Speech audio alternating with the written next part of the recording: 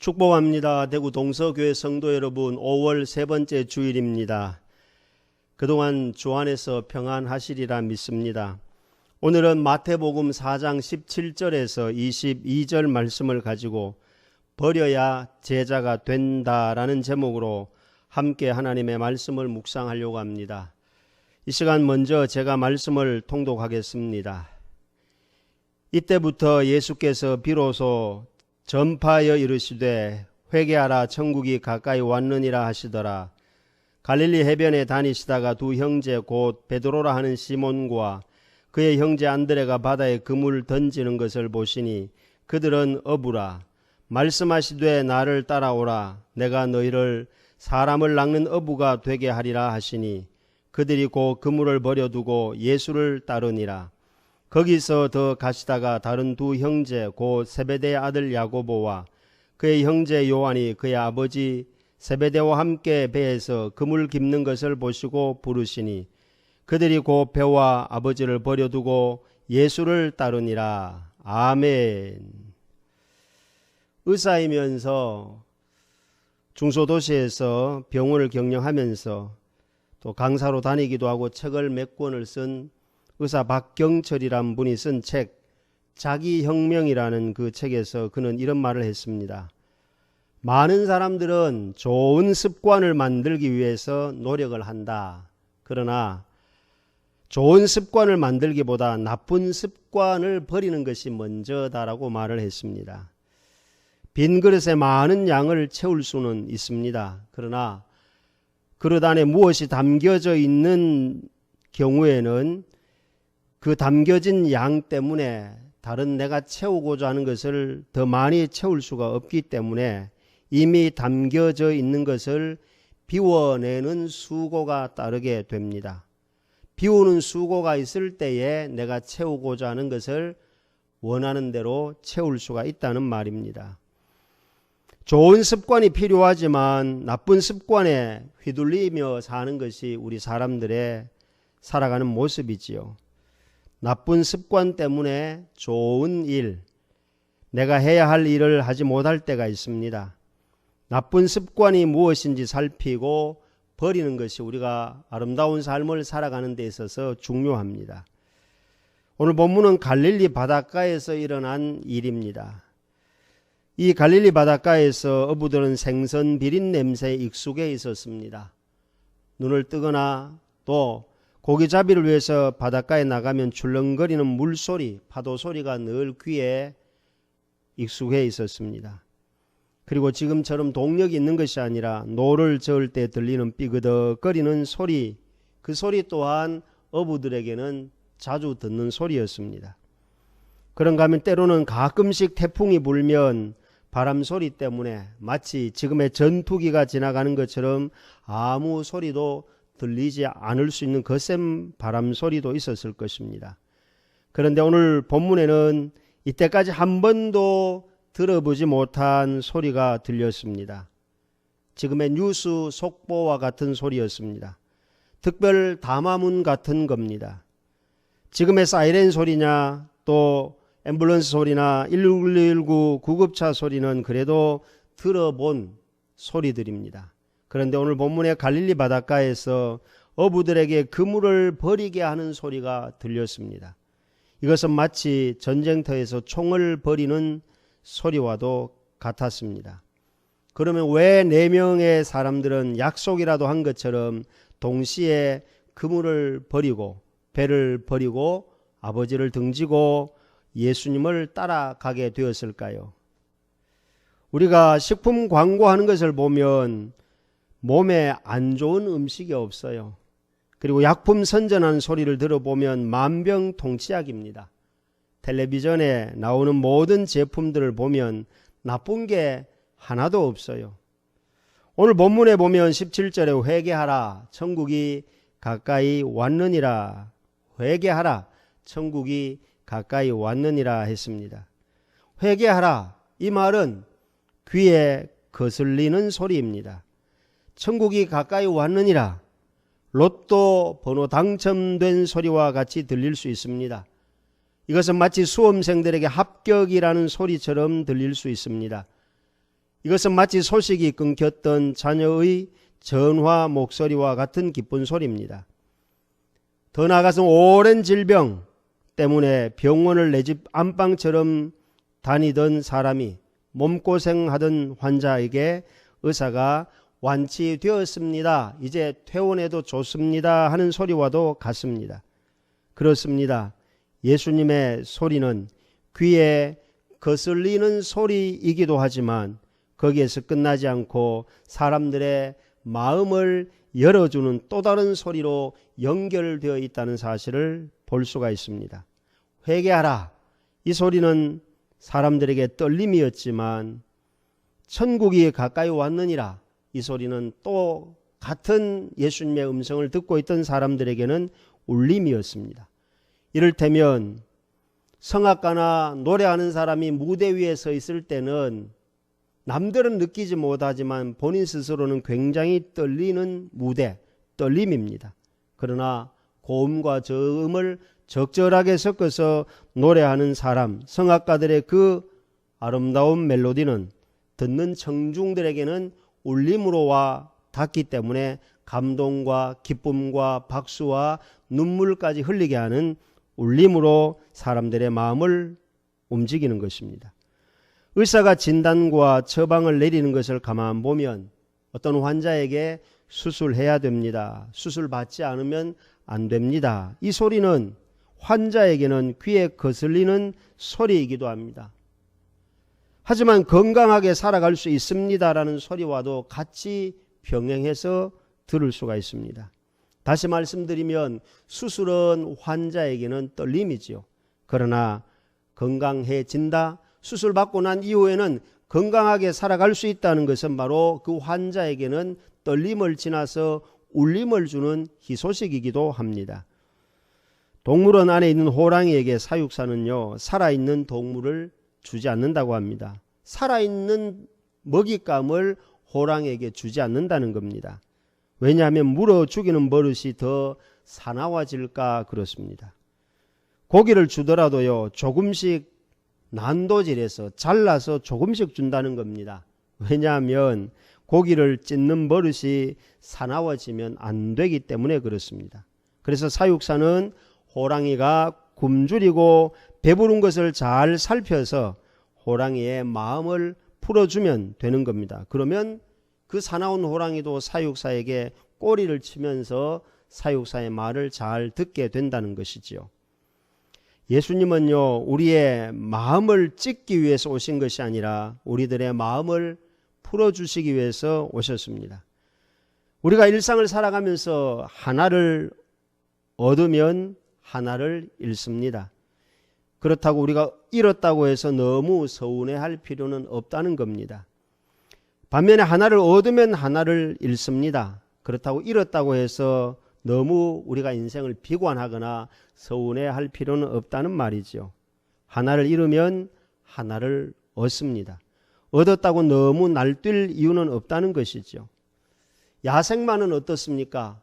자연을 가까이면서 자기 마음대로 뛰어다니는 야생마가 고삐에 매달리게 되면 자연이라는 것을 잃게 되지만 그 고삐를 가지고 자신을 관리하는 주인의 돌봄을 얻는 그런 가축이 되는 거죠.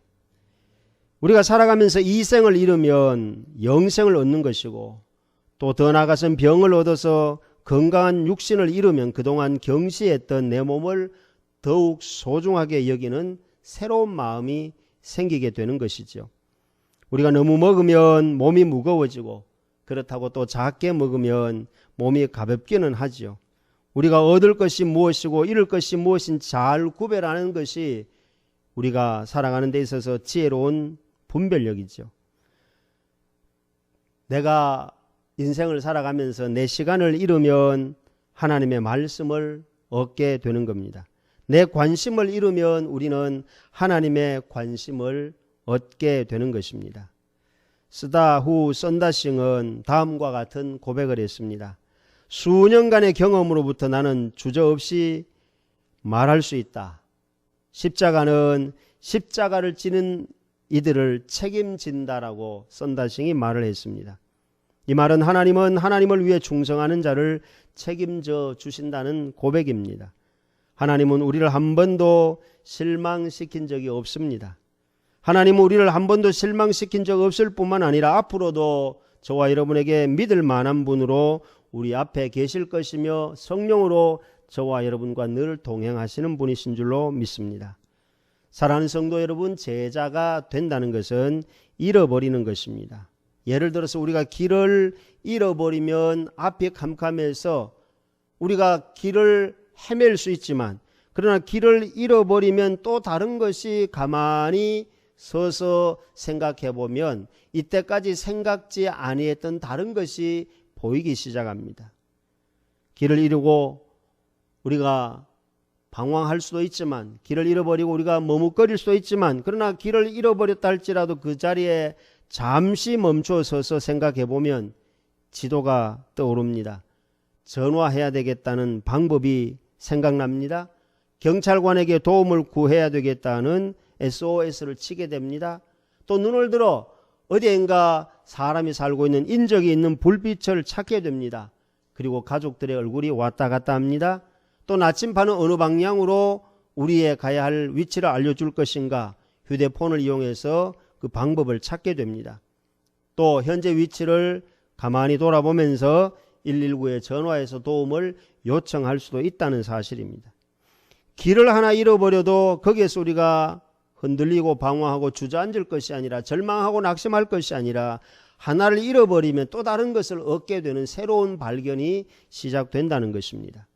오늘 본문 17절에 보면 예수님은 회개하라, 귀에는 떨림으로 다가오셨지만 천국이 가까이 왔느니라 울림으로 안아주셨습니다. 그래서 제자들은 고기가 잡힐 것인가 안 잡힐 것인가, 매일매일의 삶이 떨림의 연속극이었지만 사람을 낚는다, 잡을까 못 잡을까 늘 고민할 수밖에 없는 50대 50이었지만 예수님이 나타나셔서 처음 주시는 4명의 제자들에게, 4명에 따르는 사람들에게 주어진 예수님의 메시지는 낚는다, 잡을 수 있다, 고기잡이가 아니라 사람을 낚는 어부가 되게 하리라는 희망의 메시지를 제자들에게 처음으로 들려주는 희소식이었습니다.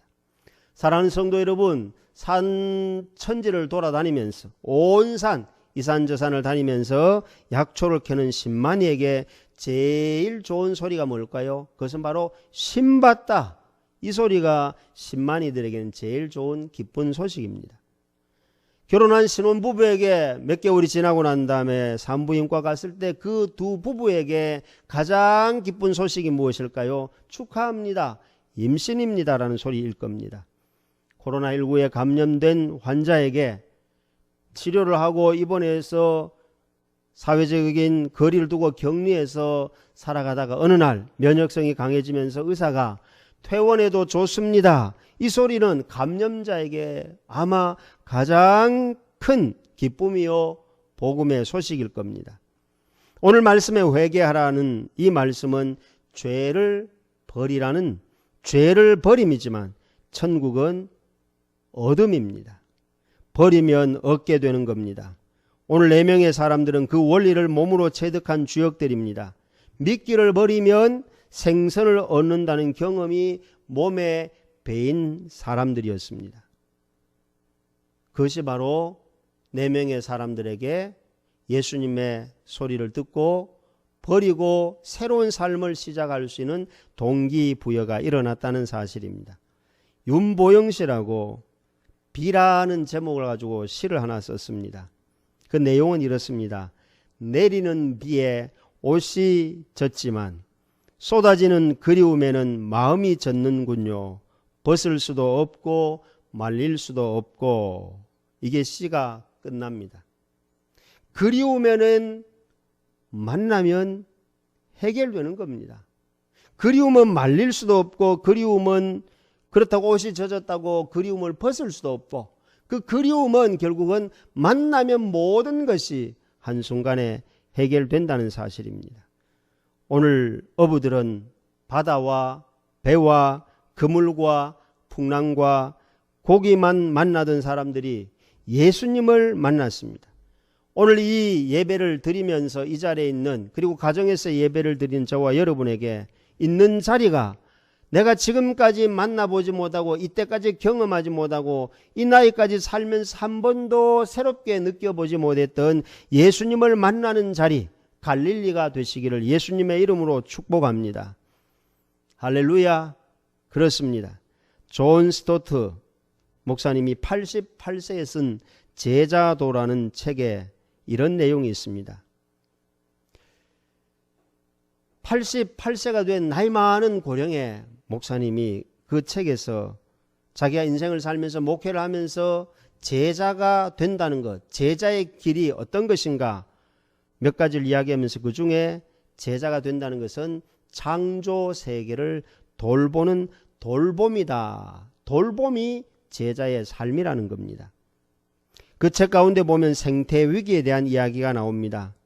다시 말하면 그 생태 위기, 창조 세계가 어떤 현상이 일어나느냐. 첫 번째는 세계 인구 성장이 점점 세월이 갈수록 가속화가 일어난다는 것입니다. 인구조사는요, 1804년에 처음으로 인구조사가 시작되었습니다. 그때 전 세계 인구는요 10억이었어요. 그런데 지금 21세기는요 인구가 얼마냐면 70억이 넘습니다. 그런데 미래 사회, 앞으로 향후 30년 뒤에 2050년도에는요 인구가 얼마가 되느냐 하면은 이 상태로 가면 95억이 된다는 겁니다. 인구 증가가 가속화되면서 나타나는 부작용이 뭐냐면은 식량 문제가 심각해진다는 겁니다.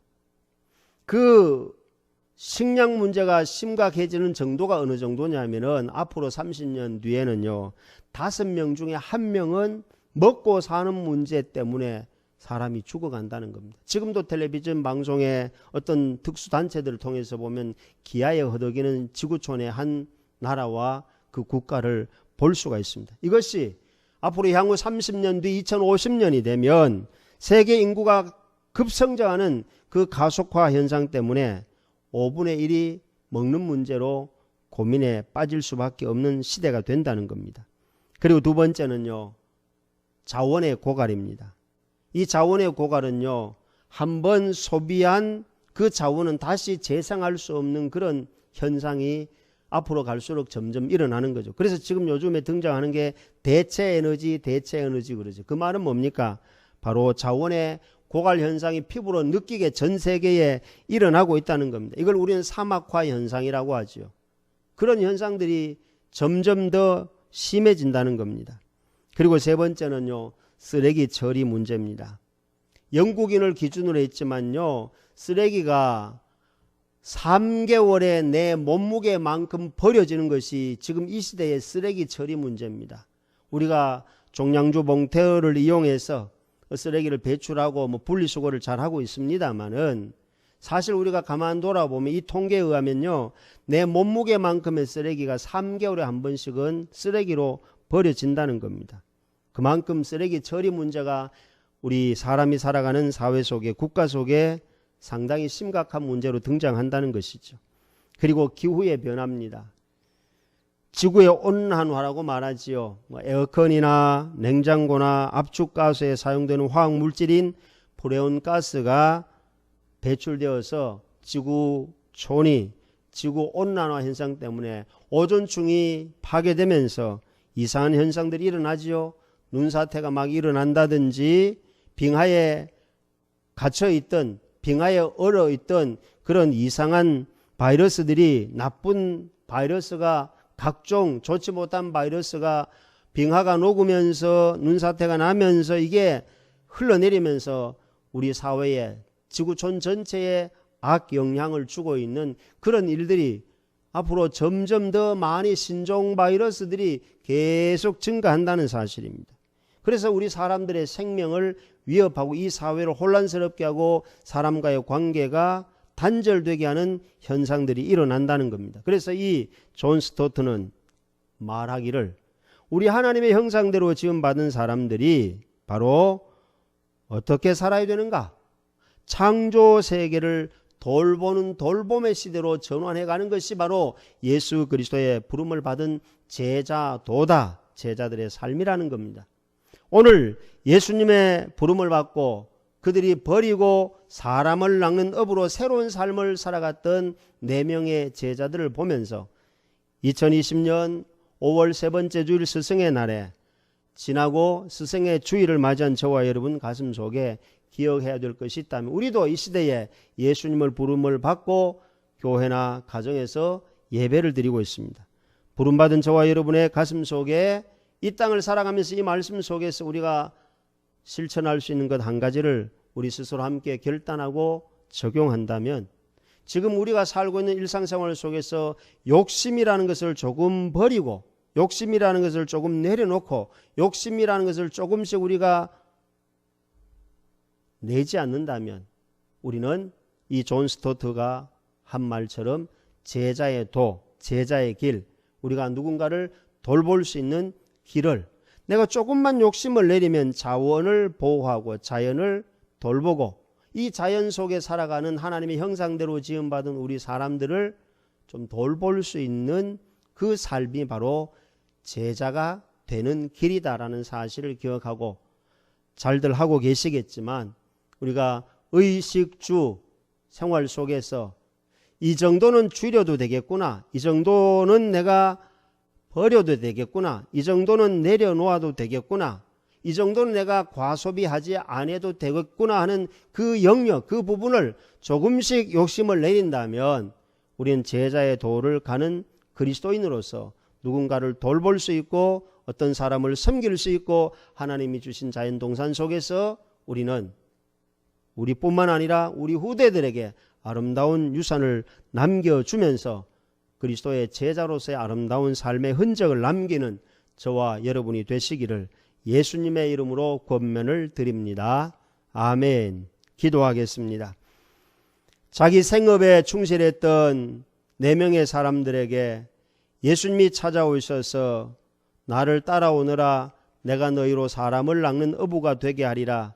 새로운 소리를 듣고 그들이 버리고 예수님을 따랐을 때 사람들을 돌보고 사람들을 섬기며 하나님 나라의 기쁜 소식을 전하는 새 길이 열린 것처럼 우리도 먼저 예수 믿고 부름받은 그리스도의 제자로서 나 자신의 이기적인 욕심을 조금씩 버리고 내려놓고 제자의 도를 따르기 위해서 내 욕심, 욕망, 야망을 조금씩 내리고 우리 주변을 돌보고 하나님의 창조 세계를 돌보며 우리의 자연을 돌보면서 예수님의 아름다운 흔적을 드러내는 우리 사랑하는 모든 성도들의 남은 인생이 되도록 주께서 선한 도구로 우리를 사용하여 주옵소서. 예수님의 이름으로 기도하옵나이다. 아멘.